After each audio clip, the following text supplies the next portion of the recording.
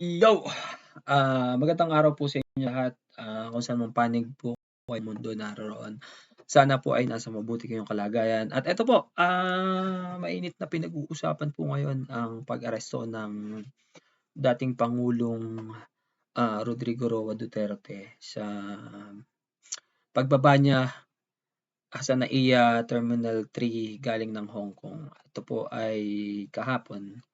So ito po, mainit pa rin, mainit na pinag-uusapan, nagngangalit ang taong bayan sa mga ginagawa ng administrasyong ito. Ito po, isa sa mga clips po na kung saan lulusob ang taga Mindanao sa Kamaynilaan. Sa galit po ng taong bayan. Ito po, panoorin po natin.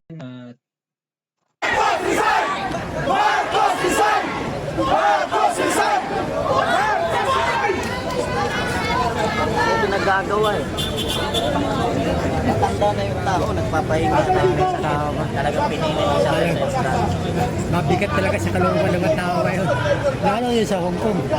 Ilang tayo may karma yan.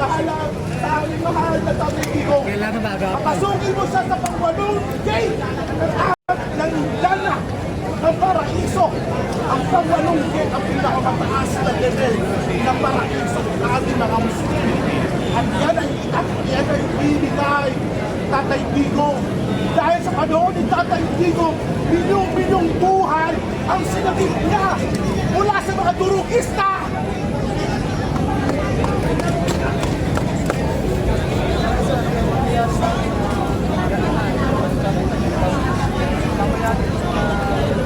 Ay, hindi kaya matapos dito wala. By all means, all force.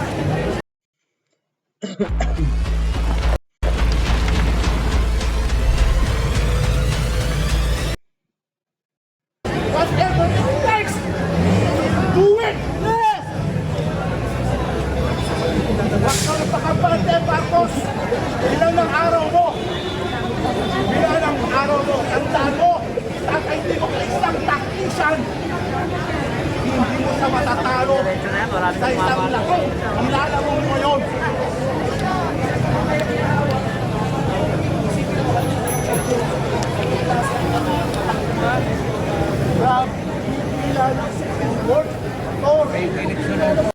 Nagsisimulang magngalit ang taong bayan sa mga naganap nitong kahapon. Ayun po, patuloy na ginigisa ang mga Pilipino sa kamay ng kadiliman. Ito po ang napakawalang hiyang administrasyon sa kasaysayan ng Pilipinas. Ito po. Hindi mananalo ang mga line-up ng narko. Huwag kang magpapakita sa Walang dayaan. Kaya lang hawak nilang pumiligis eh. May magbabantay mo. makikita mo lang ang hepe ng mga pulis na pinatay sa harapan ng mga kabaruda!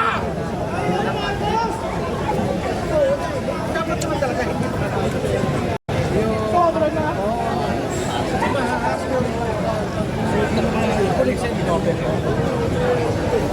Duterte! Duterte!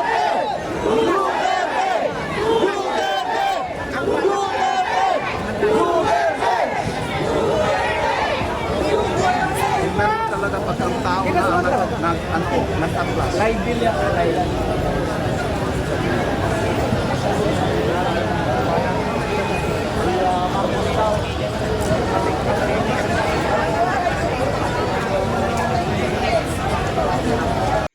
Ayan po, may mga napapanood din po ako, may mga nababasa ako.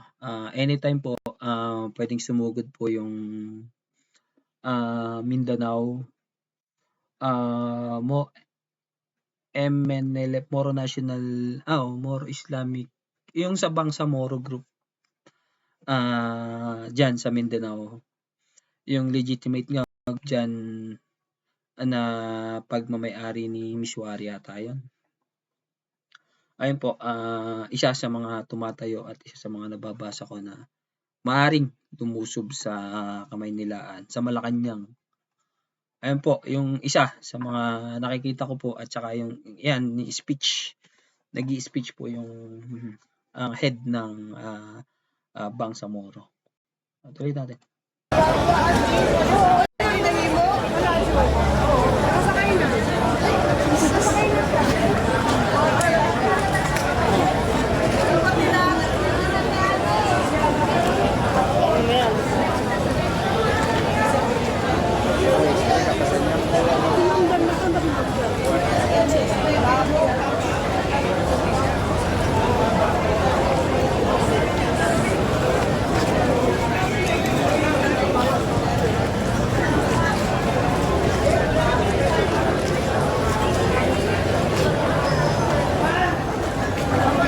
Ito ngayon, sitwasyon ngayon dito mga kababayan, no? Talagang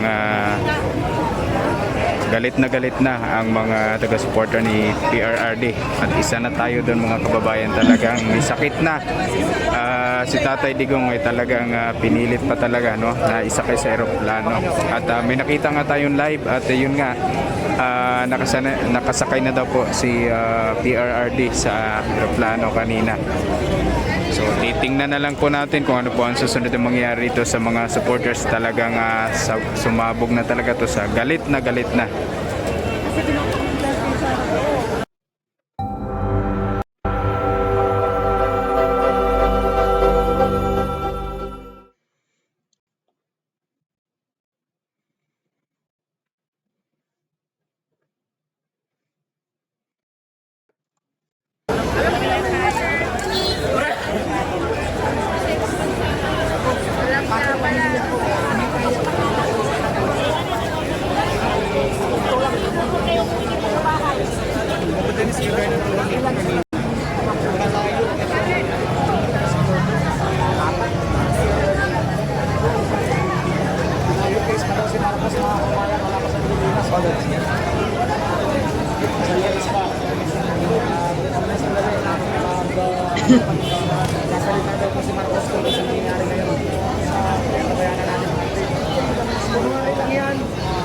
Kunwari lang yan.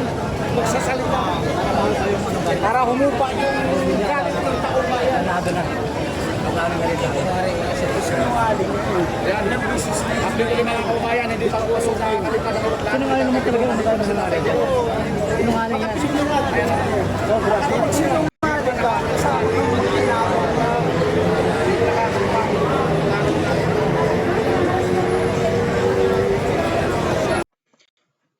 Ito po yung mga kaganapan kahapon.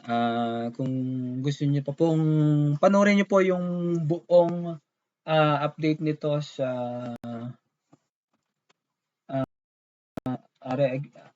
nag-upload nito na si Kuya Jim. Panoorin niyo na lang po siya dito sa mga